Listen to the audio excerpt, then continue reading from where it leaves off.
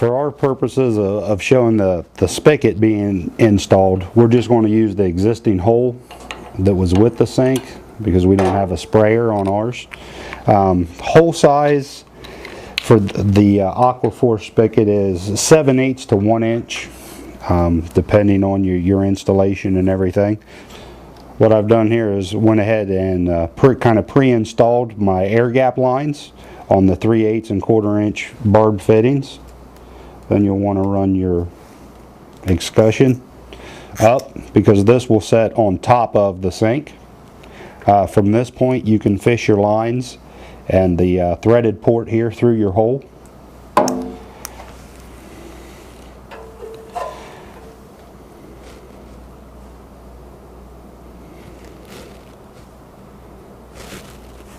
Fish them down through and get a kind of a semi placement of where you want the spigot to be.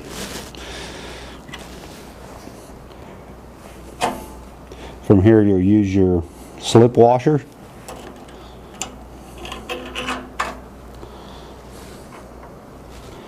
Your spacer. Wait a minute. Your spacer. Your spacer.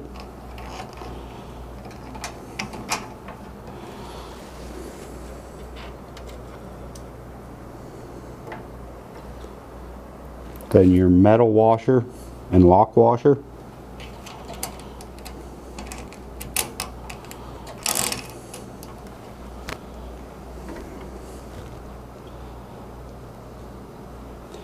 Then attach your nut.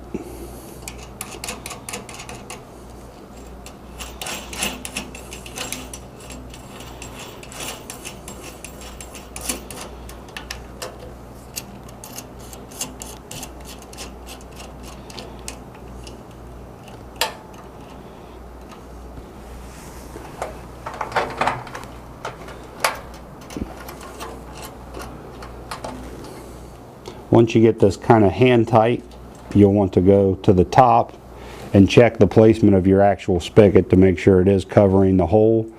The handle and the air gap are lined up in the appropriate place. Once you get your nut kind of hand tight, you'll want to go back up to the top of the sink, check your placement of your spigot, make sure your air gap and handle are all in the correct location, your hole's not exposed, and you've got a good secure fit. And then tighten down the nut.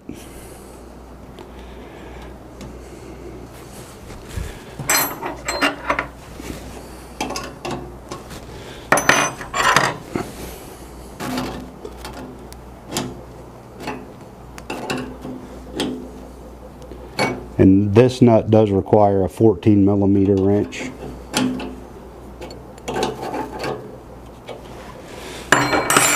Or if you're doing the install by yourself, that's when our little custom tool can come in handy. You can use one hand to secure the faucet on top of the sink and your little extension to tighten the nut securely. I'm going to show the edge of that tool. Like this. Okay. The next line that will need to be installed is your product line, and it'll actually install into the threaded port here. You want to push firmly, make sure it properly seats out, then tighten your compression nut here. And this nut is a 13mm.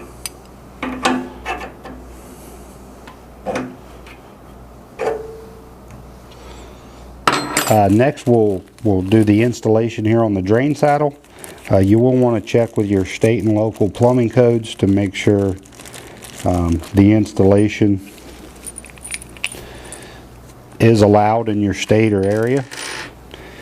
The most important thing with installing this, the drain saddle that comes with the Aquaphor is very similar to all the other drain saddles with ROs, including the H3500. The placement. You'll want to make sure once this is secured, the hole's drilled, that it's in a location that will allow for a proper drainage of the RO, and that there's no potential for it to get bumped or misaligned. if the hole in your downpipe here does get misaligned with the reject water going in, the water will back up and drip out the air gap. That's the feature and the design of the air gap, so there can be no backflow of the wastewater into the system. If you're unsure or your drain configuration is kind of confusing, depending on the age of the house, some of the plumbing can be quite confusing. You can give us a call here at the factory or check your installation manual for some alternatives. For our configuration here is pretty simple. We'll just install it on this pipe here that comes out of our drain or out of our sink. You'll just want to mark the location for the hole.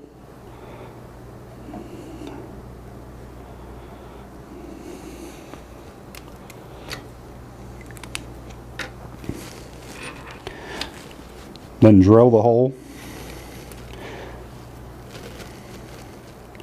You'll want to attach the foam piece to where the connection from the drain line is made to the saddle.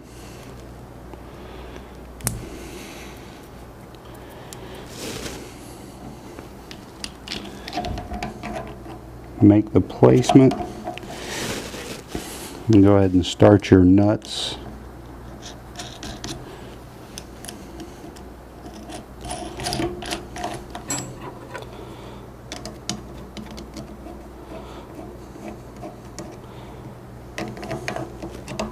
Before you secure it in place, you can use your screwdriver to make sure there is a very good alignment of the hole that you drilled and the flow of water coming from the air gap through the saddle valve. And then tighten it. You want to be careful not to over tighten it, but you do want to check and make sure you get a good compression here on this foam seal. That will help prevent any water leaks.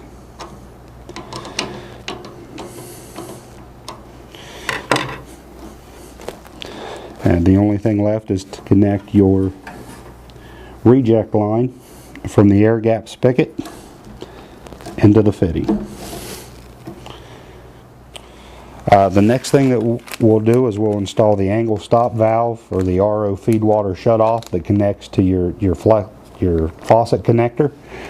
For our installation, we just have the stainless steel supply lines here and a shutoff. You will want to shut the water supply off at this point to disconnect your supply line going to your spigot. Your angle stop does come with some directions, but really all you're doing is just screwing it in line, tapping into the faucet connector here so you can get raw water feed to your RO.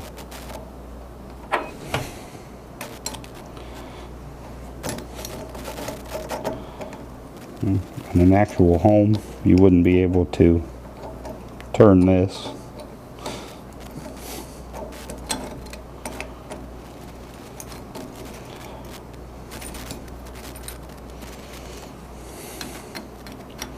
This will require a 5/8 inch wrench to just tighten your fittings down securely so there's no water leaks.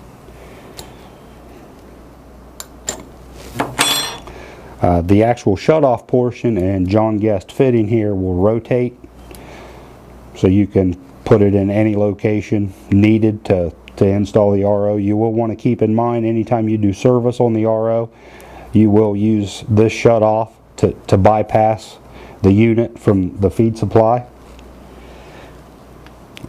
Like with most shutoffs, the handle is in line with the line. That means water flow.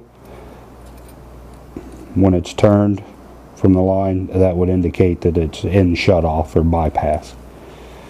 Once your angle stop is installed and you want to put it in bypass, you can turn the main water or the feed supply to the sink back on and check the connections for leaks. Once we have all the faucet, the angle stop, and the saddle drain all installed, the only thing left is to connect those to our RO. You will want to make sure that you have adequate space available and the proper location for where you want the RO to set and remain and operate. Okay. The only thing you need to do is really remove your retaining clips here off of the connections.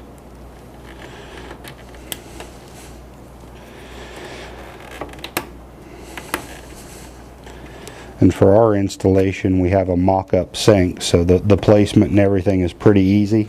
You will want to take measurements and double check and make sure you have plenty of room for everything.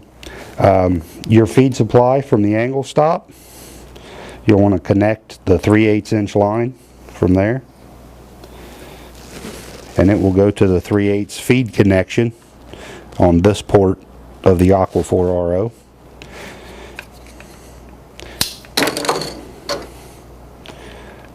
I definitely recommend tube cutters of some sort. There's many types on the market.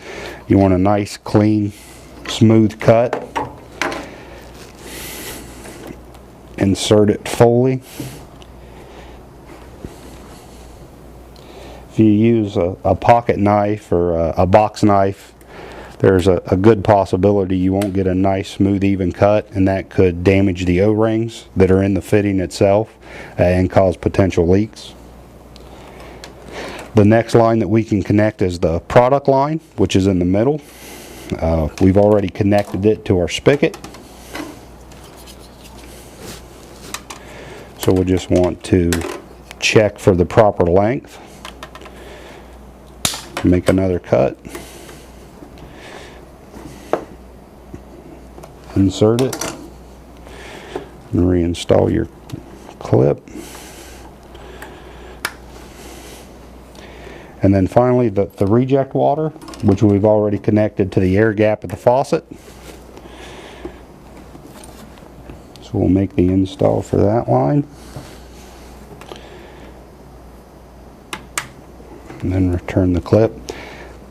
You'll want to make sure to leave plenty of line here so you can pull the RO out from underneath the cupboard to do filter changes or maintenance, possibly service the equipment. So be careful not to cut your lines too short. Give yourself plenty of space. The only thing left to do is turn the feed water supply on. Make sure your filters are in the rinsing process. Give the RO a really good rinse. Switch the filters to the working order. You'll want to dump about 2 storage tanks, and then the customer's ready to enjoy the water.